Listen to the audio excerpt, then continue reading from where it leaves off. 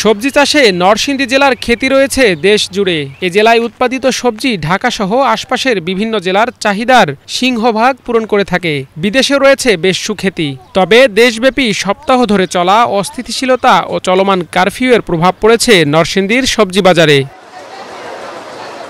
উৎপাদন খরচ না কমলেও কমেছে সবজির দাম, ফলে লোকসান গুনতে হচ্ছে কৃষকদের। বাজার কম, এই দামে আমরা বোঝা যেতাম না। দূরের পাইয়ার যখন না আসে তখন বিহি কিনি আপনার দামে কম, সস্তা বিক্রি করুন লাগছে, বেচা কিনা করতে পারছি না।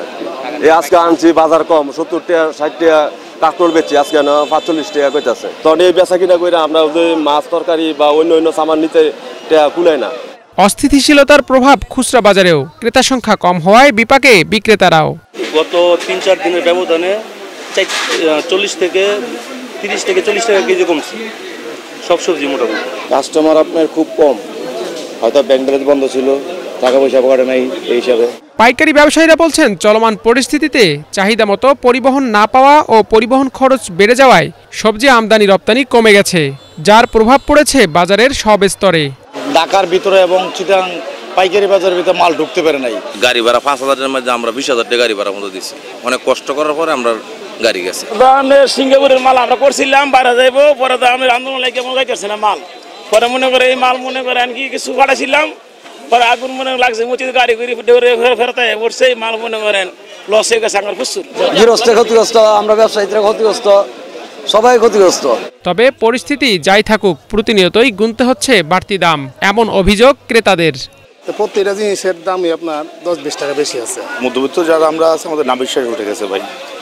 আয় আর ব্যয়ের হিসেব যেটা আছে সেটা মিলানোর কোনো উপায় এখন আপনার নেই। ইনকাম, বেতন বা এগুলি তো আর বাড়ে নাই। সব জিনিসপত্রের দাম বেশি, আমরা সাধারণ মানুষ এখন আমরা পড়ছি অনেক বিপাকে।